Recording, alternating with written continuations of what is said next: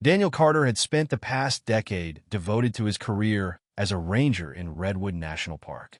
The towering ancient trees, the crisp scent of pine, and the quiet rhythm of nature had become his sanctuary. The park was his home, his purpose. But that day, the one thing he had always believed was solid. His marriage crumbled in an instant. It started like any other Tuesday. He had been patrolling the western trails, checking for signs of illegal camping, when something unusual caught his eye. Parked just beyond a restricted access road, hidden behind the dense canopy of towering redwoods, was a car that didn't belong. A silver sedan. A very familiar silver sedan. His grip on the wheel tightened. His wife, Elise, should have been at work, miles away in town. There was no reason for her car to be here. No reason at all. A cold, unsettling feeling spread through his chest as he pulled up a few yards away, ensuring his presence remained unnoticed.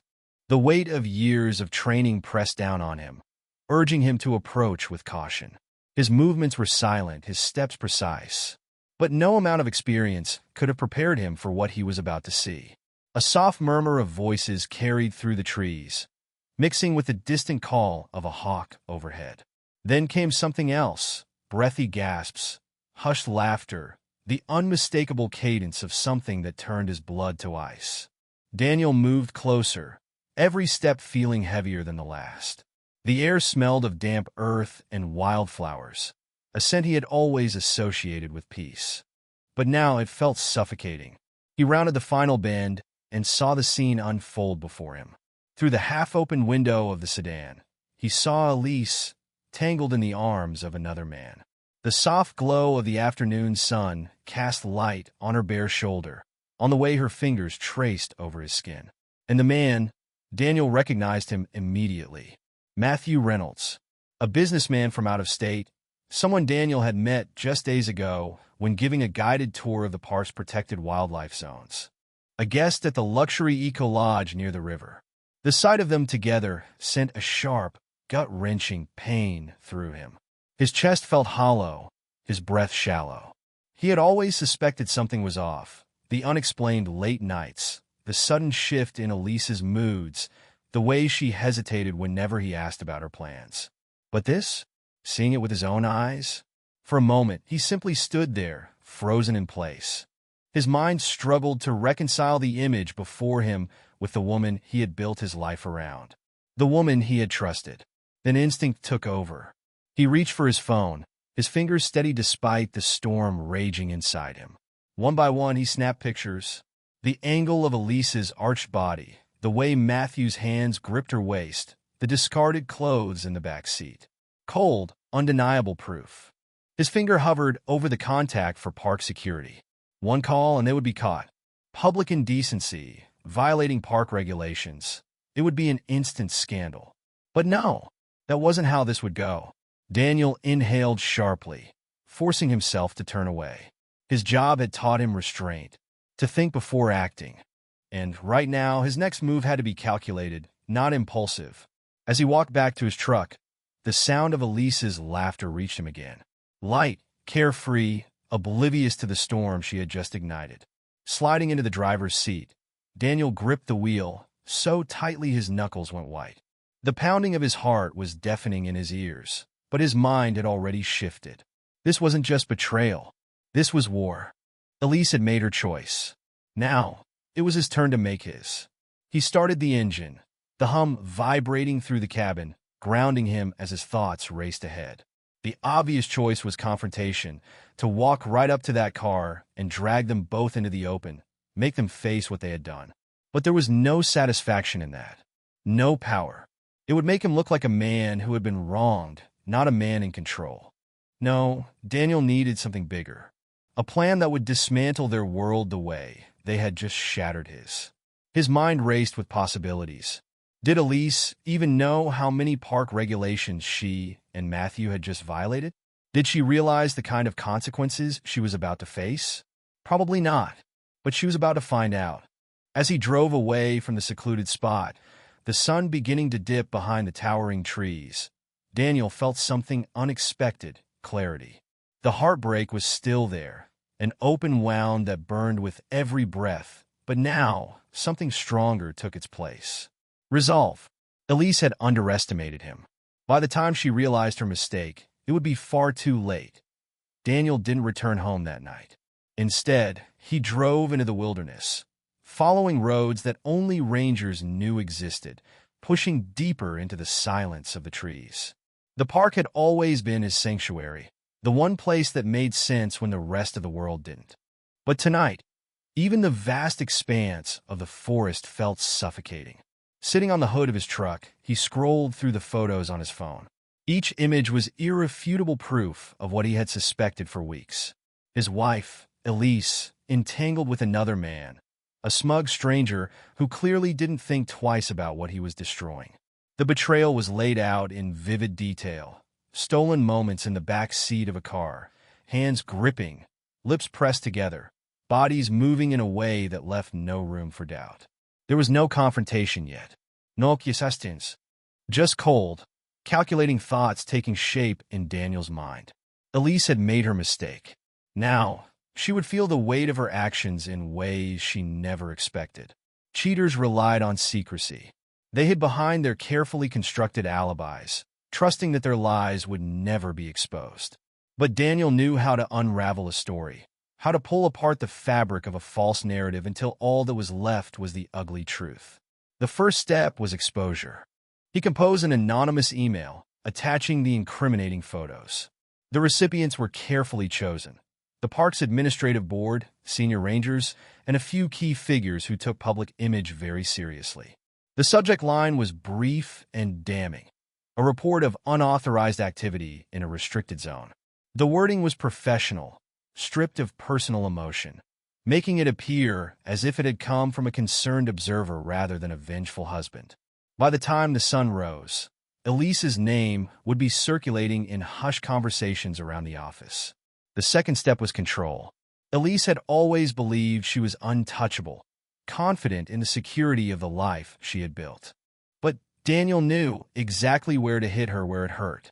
He made a call to an old friend at the bank, arranging for a temporary hold to be placed on their joint account. Nothing drastic, just a small administrative issue that would require verification, just enough to leave her confused and inconvenienced. A few denied transactions, an unexpected freeze on her card, a moment of helplessness in a situation she thought she had mastered. The third step was patience. When Daniel finally walked through the front door in the early hours of the morning, the house was dark except for a single lamp in the bedroom. Elise was awake. He didn't need to see her face to know she had questions. Where he had been, why he hadn't called, whether something had shifted between them. Instead of answering, he moved through his routine as if nothing had changed, feeling her eyes on him with every step. She didn't say much, though he could sense the tension in the air, the unspoken worry settling into her bones. The carefully maintained balance of their home had begun to tilt, and she felt it even if she didn't yet understand why. By morning, her world would be different. The whispers would begin at work. The first signs of financial disruption would appear.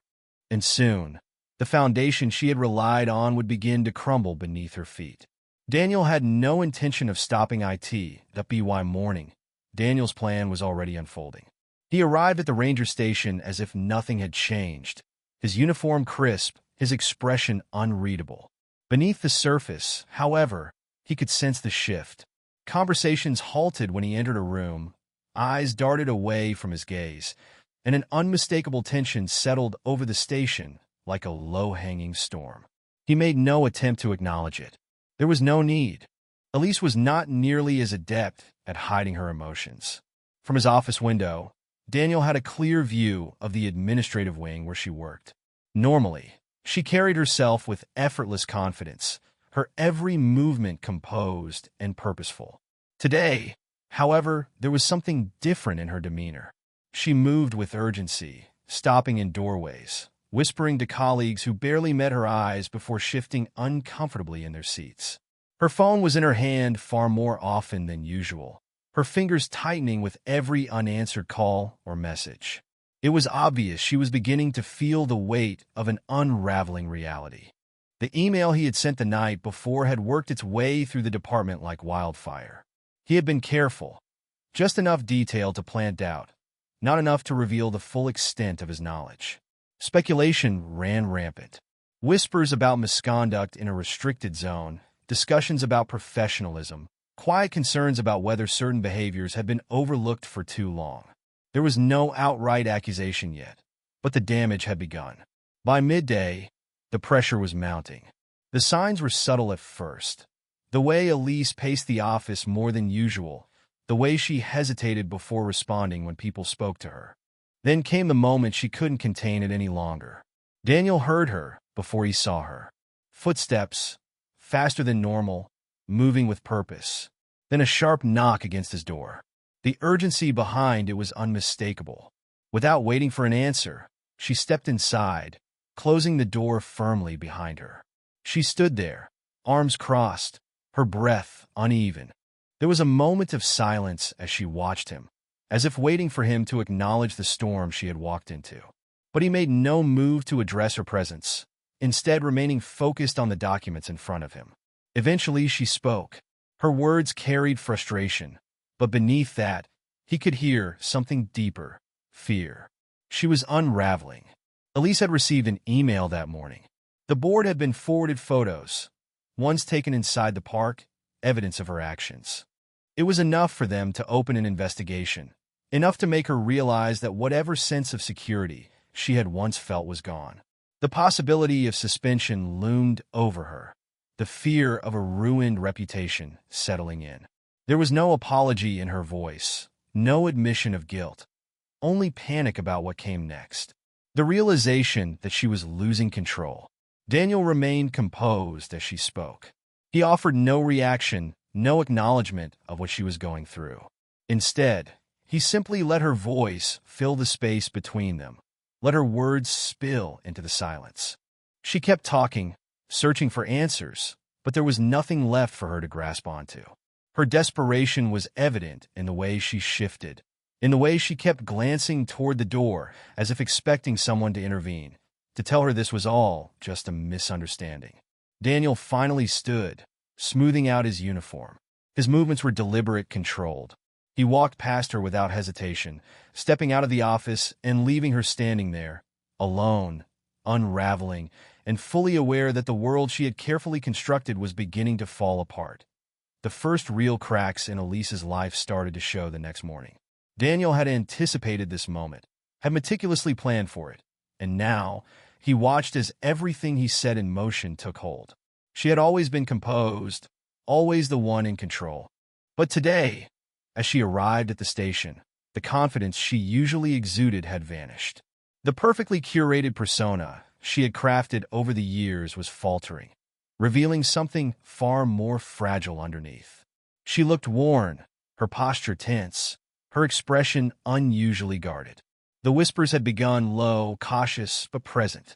People who had once greeted her with deference now offered only brief nods or avoided her entirely. Daniel noticed how conversations quieted as she passed, how some of the newer employees, those who hadn't been in her inner circle, whispered among themselves, their eyes following her with curiosity and something close to amusement. He knew how this worked. He had been on the other side of it once, had seen how quickly perception could shift. And now it was happening to Elise. She made her way to her office with determined steps, though the usual grace in her movements was gone. The moment the door shut behind her, he could hear the familiar edge of panic creeping into her voice as she made the first of what he knew would be many frantic phone calls. The board, her remaining allies, whoever she thought could still salvage this mess for her. But there was no salvaging it, because by now, the situation had escalated far beyond what she could contain. Daniel had made sure of that. The anonymous tips had continued to flood in, each one more precise than the last. Allegations of misconduct, conflicts of interest, abuse of power. There was a pattern now, a narrative that couldn't simply be dismissed. The regional headquarters had taken notice. This wasn't just about her leadership being questioned. It was about whether she could even remain in her position at all. By midday, the inevitable happened. A senior administrator arrived at the station. Unexpected, unscheduled. He knocked once before stepping inside her office. The conversation that followed was hushed, tense. Though Daniel couldn't hear the exact words, he didn't need to. a temporary leave of absence, an internal review, a warning that the situation was slipping beyond her control. Minutes later, Elise re-emerged. Her face was carefully blank, but Daniel saw the way her fingers gripped the file she held, a desperate attempt to hold onto the illusion of control. Without a word, she walked past everyone, her heels clicking against the floor in sharp, precise movements. She left the building without looking back. Daniel sat at his desk, watching the office return to its usual rhythm, though something in the air had shifted. The weight of her authority, the presence that once loomed over everyone, had diminished. He knew she wasn't gone yet, not completely, but this was the beginning of the end. That evening, the news broke publicly. An article appeared online, not directly naming her, but unmistakably about her. The phrasing was cautious, but damning. A high-ranking official under investigation. Allegations of misconduct, rumors of corruption. It spread quickly, as all things did in a town of this size. The comment section filled with speculation. Some defended her. Others, those who had likely been waiting for a moment like this, pounced on the opportunity to see her fall. Daniel allowed himself a rare moment of satisfaction. Elise had spent years ensuring she was untouchable, maneuvering people like pieces on a chessboard. She had believed herself immune to the very thing she had inflicted on others. But now, she was experiencing firsthand what it felt like to be on the losing side of the game. She had thought she could betray him without consequence. Now, she was learning just how wrong she had been. But this was only the beginning.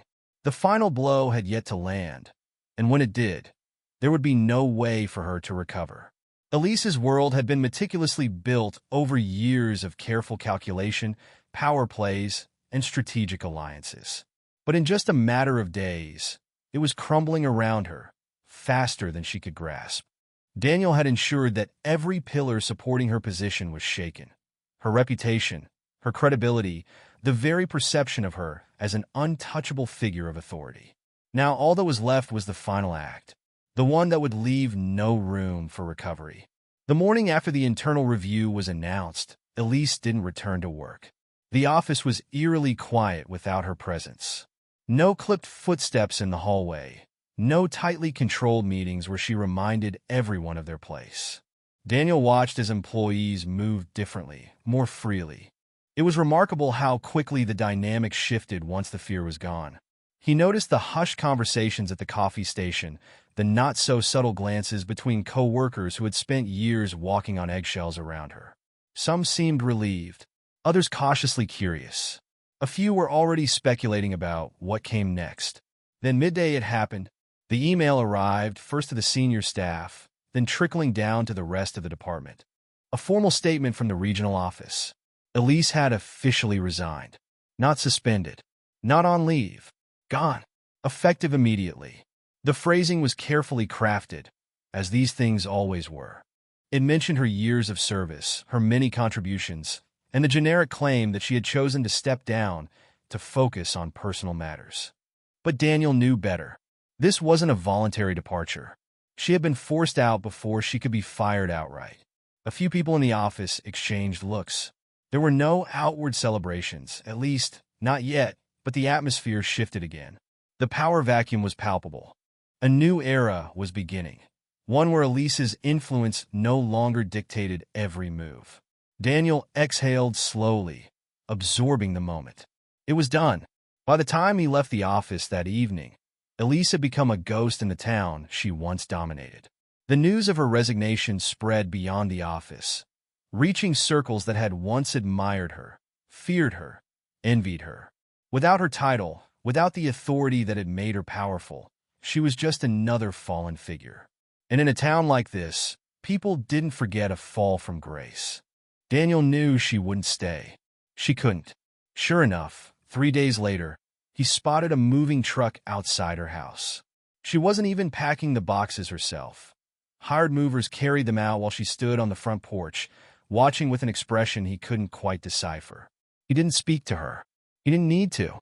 As the last box was loaded and the truck pulled away, Elise glanced back at the house for a long moment before getting into her car. Without fanfare, without a final desperate plea, She drove off, disappearing into the fading daylight. No oublier. No clocher.